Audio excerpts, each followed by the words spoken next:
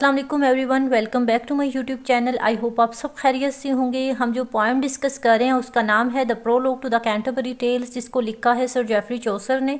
Students, previous lecture में हमने cook के कैरेक्टर को पढ़ा। आज हम द शिप मैन यानी एक सेलर के कैरेक्टर को डिस्कस करेंगे। आज का टेक्स्ट हमारा स्टार्ट हो रहा है लाइन नंबर 388 से और एंड हो रहा है लाइन नंबर 410 तक। अगर आप इंग्लिश लिटरेचर के स्टूडेंट्स हैं तो ये क्लासिकल पोइट्री की सीरीज आपके लिए काफ़ी ज़्यादा हेल्पफुल है। So without wasting a single minute let's start our video. As usual text से पहले मैं आपको कैरेक्टर के बारे में थोड़ा सा ओवरव्यू देना चाहूँगी ताकि आपको टेक्स्ट समझने में आसानी हो। Students, as you all know हम कैंटरबरी की तरफ जाने वाले तमाम कैरेक्टर्स को डिस्कस कर रहे हैं, तो शिपमैन भी उन्हीं पिलग्रिमर्स में से एक है। जैसा कि हमने पढ़ा था कि उस ग्रोह के अंदर चौसर के तबके का हर शख्स मौजूद था। तो स्टूडेंट्स, सेलर के कैरेक्टर को भी चौसर ने मिडिवल सोसाइटी की डाइवर्सिटी को कैप्चर करने के लिए लिखा। शिपमैन जो है ये एक स्ट्रॉन्ग और एक्सपीरियंस्ड सेलर है। शिपमैन इज अ स्ट्रॉन्ग और एक्सपीरियंस्ड सेलर। ये एक एम्बिगुअस कैरेक्टर है जो लोगों की कॉम्प्लेक्स नेचर को सिंबलाइज कर रहा है।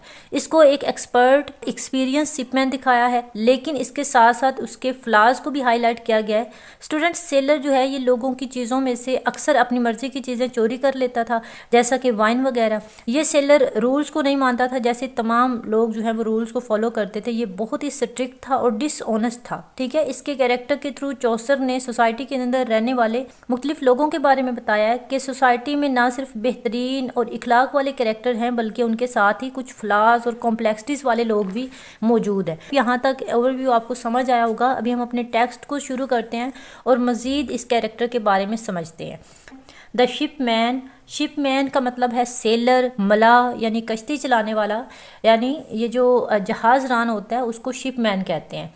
अ shipman was there one as far by west. एक शिपमैन भी वहाँ था, एक मलाह भी वहाँ था जो मगरब में कहीं रहता था। One age fair by west. One age का मतलब होता है लिविंग यानी रहता था। फर, फर का मतलब है फार, ठीक है, यानी दूर कहीं मगरब में रहता था। वेस्ट मीन्स मगरब। Far out I would he was of dirt mouth। Far out I would का मतलब है कि जहाँ तक मुझे इल्म है या मैं जानता हूँ। यहाँ पे चौसर कहते हैं कि जितना मुझे नॉलेज है ना, या मुझे पता है कि वो कहाँ रहता है, तो वो कहता है कि जहाँ तक मुझे लगता है या मेरे नॉलेज में है, he was of dirt mouth, कि वो डार्ट माउथ का रहने वाला था। वुड का मतलब है नो, यानी जितना मुझे पता है, और डार्ट माउथ जो है ये इंग्लैंड का एक टाउन है। तो वो कहता है कि जोसेफ बताते हैं कि दूर कहीं मगरब का रहने वाला था, जहाँ तक मुझे इल्म है ये डार्ट माउथ का रहने वाला था। ठीक है। He rode upon a rouncy as he could. वो एक सादा से घोड़े पर सवार था जैसे वो कर सकता था। एज ही कुड, कुड का मतलब है कुड। ठीक है। वो कहते हैं कि वो एक सादा से घोड़े पे सवार था। रोंसी मीन्स उसका सादा सा घोड़ा। In a gown of falding to the knee, उसने एक गाउन पहन रखा था जो घुटनों तक लंबा था। In a gown of falding to the knee, falding का मतलब है वूल का कपड़ा। ये गाउन उसकी टफ और प्रैक्टिकल लाइफ की अक्कासी कर रहा है। A dagger hanging on a tees had he about his neck under his arm a down. अब यहाँ पे इन टू लाइन्स को आपको इकट्ठे समझना होगा। A dagger hanging on a tees, एक खंजर लटक रहा था। ऑन अ टीज, एक धागे पर या एक तेज धागे पर, या एक आप इसको जो है वो जंजीर भी कह सकते हैं। टेज का मतलब है लेस। ठीक है, एक लेस के साथ एक जो डैगर है, जो एक खंजर है, वो लटका हुआ था। हैड ही अबाउट हिज नेक, जो कि उसकी गर्दन से होता हुआ under his arm a down, उसके बाजू की तरफ से नीचे की तरफ लटका था। A dagger hanging on a tees had he about his neck under his arm a down, जो उसके बाजू से नीचे लटक रहा था। अडाउन का मतलब है नीचे की तरफ यानी downward. Good summer had made his hue all brown, सख्त गर्मी की वजह से उसका रंग ब्राउन हुआ पड़ा था, यानी हॉट समर ने उसका जो कलर था ना, जो उसका कॉम्प्लेक्शन था, वो ब्राउन कर दिया था। मेड का मतलब है मेड यानी कर देना। ठीक है। गुड फेलो, और यकीनन वो बहुत अच्छा साथी था। ठीक है, फेलो का मतलब है साथी था। Full many a trout of wine had ये ड्रा, उसने काफ़ी सारे शराब के जाम चुराए थे। ये ड्रा का मतलब होता है चुरा लेना, चोरी कर लेना। वो काफ़ी सारे शराब के जाम, शराब के मटके चुरा चुका था। Fro Bordeaux ward while that the chapman sleep. Bordeaux ward जो है ये एक फ्रांस का फेमस शराब बनाने वाला इलाका है। तो चौसर कहते हैं कि ये जो सेलर था ना, ये मौके का बहुत फ़ायदा उठाता था। डेस्क का मालिक जब सो रहा था तो इसने क्या किया, वहाँ से काफ़ी सारे शराब के जाम चोरी कर लिए। इन लाइंस में चौसर उसके कैरेक्टर के बारे में बताते हैं कि ये सफ़र के दौरान बहुत से मौक़ों से फ़ायदा उठाता था। ख़ास तौर पे जब इसने मशरक़ की तरफ से सफ़र शुरू किया तो वहाँ पर बोर्डवार से कई शराब के मटके इसने चोरी कर लिए।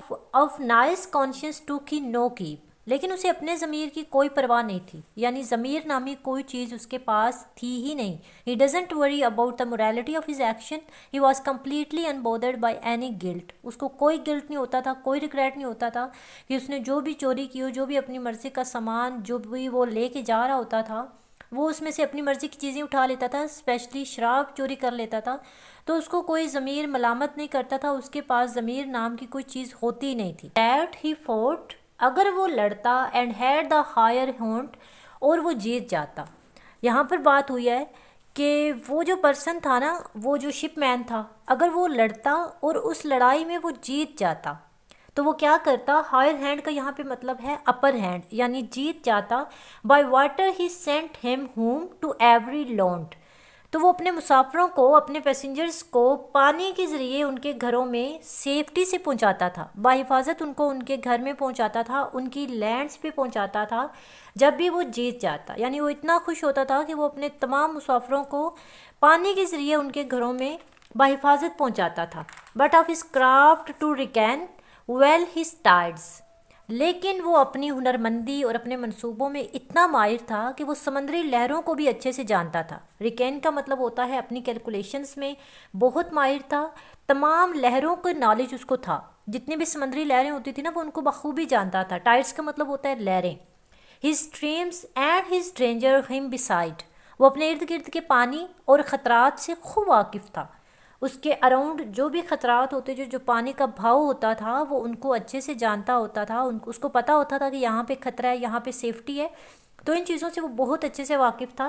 स्ट्रीम्स का मतलब होता है बहाव, पानी का बहाव, एंड डेंजर्स मीन्स ख़तरात, हिम बिसाइड्स यानी उसके आसपास जो भी ख़तरात होते थे उसको पता चल जाता था।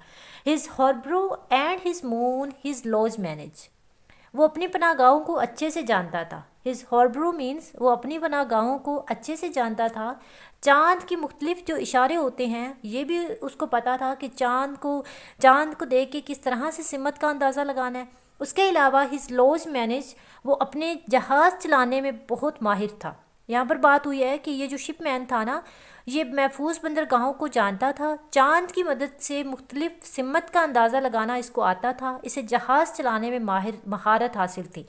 इस जैसा कोई सेलर नहीं था। इन लाइंस में चौसर उसके स्किल्स को बताते हैं, उसकी परफेक्शन को बताते हैं कि इस सेलर जैसा कोई सेलर नहीं था। There nes none such from Hull to Carthage, यानी होल से लेके कार्थेज तक इस जैसा कोई सेलर नहीं था, यानी इतना एक्सपर्ट, इतना स्किल्ड और परफेक्ट सेलर नहीं था। हुल और कार्थेज जो हैं ये दोनों बंदरगाहों के नाम हैं, ठीक है। हुल एक बंदरगाह है, छोटी बंदरगाही शहर है। कार्थेज एक शुमाली अफ्रीका का पुराना इलाका है। तो चौसा कह रहे हैं इन कार्थेज और हिल से लेकर इसको कोई इस जैसा कोई सेलर नहीं था, कोई और शिपमैन इस जैसा था, इसके मद्दे मुकाबिल कोई भी नहीं था। चौसर कहते हैं कि इस जैसा कोई एक्सपर्ट नहीं था और इस जैसा कोई नेविगेट नहीं था। Hardy he was and wise to undertake, वो बहुत बहादुर था और अक्लमंद और समझदार भी था। यहाँ पर हार्डी का मतलब है बहादुर था, नडर था, मजबूत था, ठीक है। With many a tempest had his beard been shake, उसकी दाढ़ी कई तूफ़ानों से हिल चुकी थी। यहाँ पर चौसर थोड़े शायराना अंदाज में बताते हैं कि इस सेलर ने समंदर में बहुत से तूफ़ानों को और सख्त हालात को देखा था। इस लाइन में इसकी दाढ़ी का हिलना सख्त मौसम और उसके एक्सपीरियंस को सिम्बोलाइज कर रहा है। ये लाइन उसकी साबित कदमी और उसकी महारत को दिखा रही है कि वो कितना ज़्यादा जो है वो साबित कदम था। उसकी दाढ़ी कई तूफ़ानों का सामना कर चुकी थी, यानी काफ़ी ज़्यादा मुश्किलात वो देख चुका था अपने इस सारे एक्सपीरियंस के अंदर। He knew well all the havens as they were, वो सभी बंदरगाहों को अच्छे से जानता था जैसे वो वहाँ पे परवान चढ़ाओ, یعنی ان کو وہ ایسے جانتا تھا ان بندرگاہوں کو جیسے وہ وہاں پہ بھی پروان چڑھا ہو. From Gotland to the cape of Finisterre, Gotland سے لے کے کیپ آف فینسٹری تک وہ سبھی بندرگاہوں کو اچھے سے جانتا تھا. ٹاپیکل پلیسز کے نام ہیں گوٹ لینڈ، گرین لینڈ کو کہا گیا یعنی شمالی علاقے کا ریفرنس دیا گیا یہاں پہ.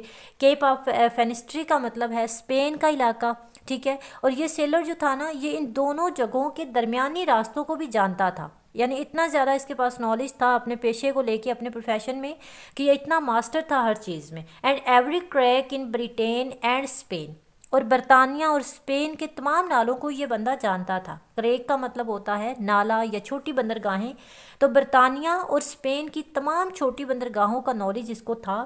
ہز بارج کلیپٹ واز دا ماڈلین، اس کے جہاز کا جو نام تھا وہ تھا ماڈلین.